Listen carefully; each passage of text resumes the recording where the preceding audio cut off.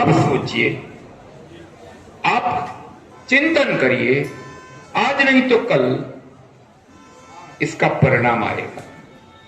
ये चिंतन का विषय है। मैं मानता हूं कि आज की ये सभा रीवा के चिंतन की है। रीवा के चिंतन से जो निकलेगा, मंथन से जो निकलेगा मक्खन, वो समाज को काम आएगा। और इसलिए हमारी तो पीड़ा है। हम कहते हैं हम सरदार के वंशज, गौरव अनुभव करते हैं। और हम तो गुजरात से आते हैं, तो और हमारा तो नाता सरदार साहब के पारिवारिक नाता हो गया हमारा। और सरदार साहब के चरणों पे, उनके कदमों पे चलकर एक आध मंदिर कम बने ना, कम बनाना, लेकिन सरस्वती का मंदिर बना दीजिए। शादी ब्याह में अगर 50 लाख करोड़ खर्चे हो तो कम से कम हमको 5 लाख बेटे बेटियों के लिए दे दीजिए। और मैंने सुना कि यहाँ मृत्यु भोज बंद करने की कुछ शुरुआत हुई है। मैं धन्यवाद देता हूं ऐसे परिवार हैं, क्योंकि आने वाला समय जो है वो विज्ञान का है, लेकिन संस्कार भी बचाए रखना है। आकाश में उड़िए, विज्ञान का जमाना है, लेकिन संस्कार के मूल्य धरातल पे, जमीन में, धरती में रखना है। संस्कार के साथ शिक्षा में जाना है। और हमारी अभी प्रॉब्लम क्या हो गई है, फैमिली हमारी न्यूक्लियर हो रही है। दादा दादी की गोद अभी बेटे बच्चों को मिल नहीं रही है।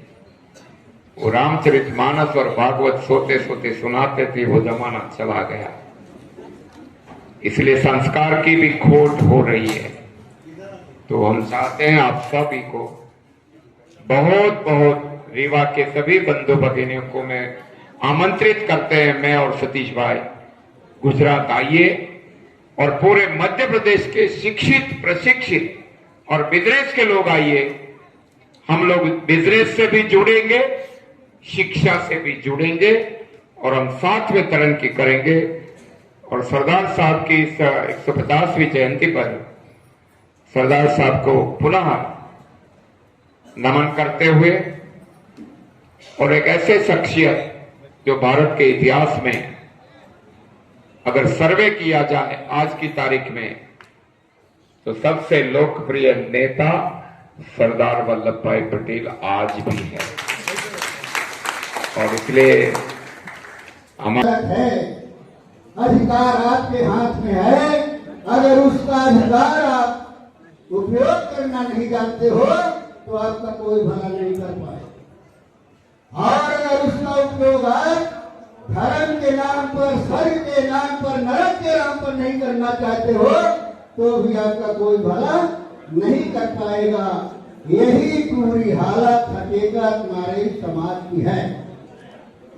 और पटेल जी के जीवन को आप जानते हैं, कितने संघर्ष से उस विषम परिस्थिति में उन्होंने संघर्ष करके आए।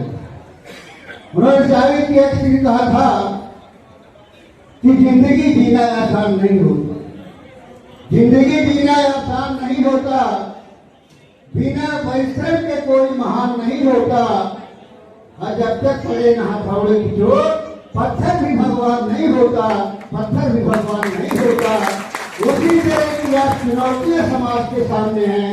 हमें सरदार पटेल के जीवन से प्रेरणा लेकर के संघर्ष करके आगे बढ़ने की जरूरत है।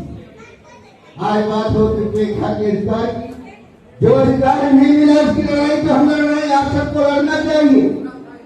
लेकिन जो मिला है अधिकार, उसका हम क्या कर रहे हैं, कभी सोचे हैं? आज अभी हमारे कांग्रेस साथी कह रहे थे कि 90 है और 90 वाला हार जाता है, 10 वाला जीत जाता है, वोट उसको मिल जाते हैं। आखिर क्यों? 90 वाले को जीतना चाहिए, लेकिन जीत क्यों नहीं रहा है? क्योंकि हमें 90 है, हमें एहसास नहीं है। हमारी जो सबकी एक पीड़ा है, हम अपनी पीड़ा को समझ नहीं पा रहे हैं, अपने दर्द को नहीं समझ पा रहे हैं और हम बन जाते हैं। इस वजह से 90 की ताकत कमजोर हो जाती है। और 10 बेटे की ताकत मजबूत हो जाती है। तो आज जरूरत इस बात की है कि अपना क्या है जग क्या, इस बात जुनून छोड़िए। दर्द सभी का दर्द है, अब दर्द से रिश्ता जोड़िए, दर्द से रिश्ता जोड़िए। जो हम दर्द वाले हैं, एक दर्द की पीड़ा वाले हैं, एक दर्द के अपमान वाले हैं, हम सब लोगों को समझ कर एक होना चाहिए। और जब तक एकता नहीं बनेंगे तब तक कोई अधिकार मिल जाएगा, उसका भी कोई उपयोग नहीं होगा। तो मैं आपसे प्रार्थना करना चाहता हूँ, और ये करेगा तो ये हम आप नहीं करेंगे, भाषणों से नहीं होगा। ये शुद्ध रूप से अगर कोई कर सकता है तो समाज का संगठन कर सकता है, समाज का संगठन ही दिशा दे सकता है, वही रास्ता दे सकता है, निर्देश दे सकता है। और समाज के प्रति हमारा सबका इतना समर्पण होना चाहिए। हमें सही क्या है गलत क्या है ये हमारा अधिकार नहीं है, ये अधिकार समाज के संगठन का होना चाहिए कि समाज का संगठन ये तय करे कि समाज के हित में कौन सा रास्ता अच्छा है, समाज के हित में कौन सा व्यक्ति उपयोगी है। जिस दिन संगठन ये तय करेगा, समाज संगठित हो जाएगा और उसका फायदा हमें आप सबको मिलेगा। वो करने की जरूरत है कि आपसे प्रार्थना करना चाहता हूँ। इसलिए हमारा सबका यही फर्ज है कि संगठन को हम इतना शक्तिशाली बनाएं और संगठन में ऐसे लोगों को शामिल करें जो राजनीति से अलग हो। अगर कोई पार्टी वाले संगठन हो गए, चाहे किसी भी पार्टी का हो, वो संगठन समाज को दिशा नहीं दे सकता, वो रास्ता नहीं बता सकता। इसलिए समाज संगठन को शुद्ध रूप से गैर राजनीतिक होना चाहिए, जो केवल समाज के बारे में, समाज के हित के बारे में 90 फेर देकर वीरों के भविष्य के बारे में जिसको चिंता हो, जो सोच सके आज उस चीज की आवश्यकता है। तो आइए हम सब मिल करके इस तरह का संगठन बनाएं और भवन बन जाएंगे। भवन बनने भर से कल्याण नहीं होगा। हमारे बेटी बेटियां वहां पढ़ लेंगे, डिग्री ले लेंगे, उससे भी हल होने वाला नहीं है। हमें अगर वास्तव में सरदार पटेल के सपनों का भारत बनाना है तो हमें सरदार पटेल के विचारों को आगे बढ़ाना होगा। सरदार पटेल एक व्यक्ति नहीं थे, एक जात नहीं थे। सरदार पटेल एक विचारधारा थी।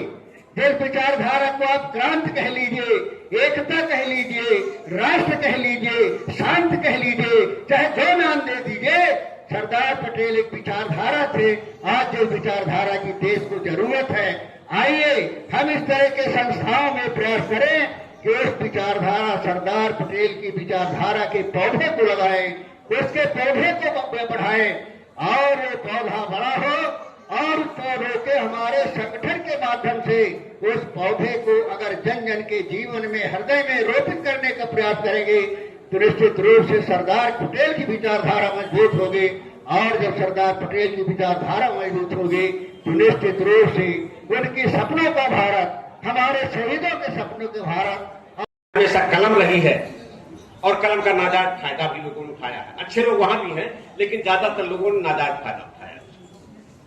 तो उन लोगों ने न्यूयॉर्क टाइम्स, अमेरिका का, डेली मेल, लंदन का और अपने देश के कई अखबार जो उस समय निकलते थे, सब में डॉक्टर अम्बेडकर को जितनी गालियां दे सकते थे उतनी गालियां देने का काम।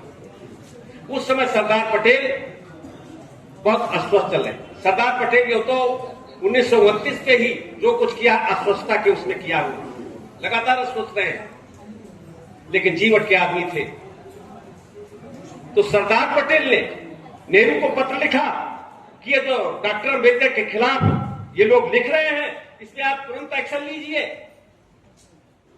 उन्हें डॉक्टर ने कह रहा था कि आप बेड रेस्ट करेंगे, घर से बाहर नहीं निकलेंगे।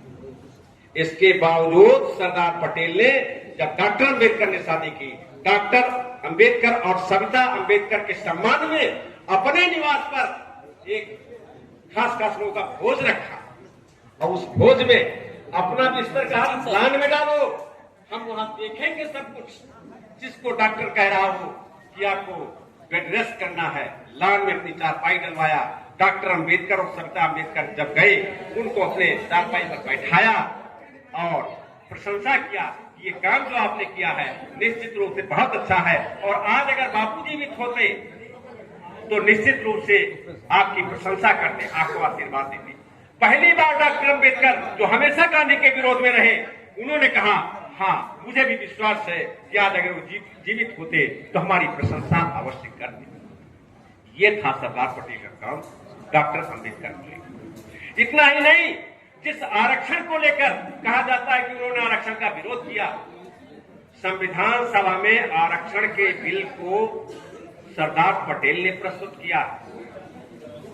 जो छुआछूत उत्पीड़न है, इसको दंडनीय अपराध घोषित करने का काम जो किया गया, वो विधेयक भी सरदार पटेल ने संविधान सभा में प्रस्तुत किया जब संविधान सभा का निर्माण चल रहा था। ये सब काम सरदार पटेल ने किया। तो कैसे कहेंगे कि विरोधी थे? हाँ, तरीके पे कुछ था उनका।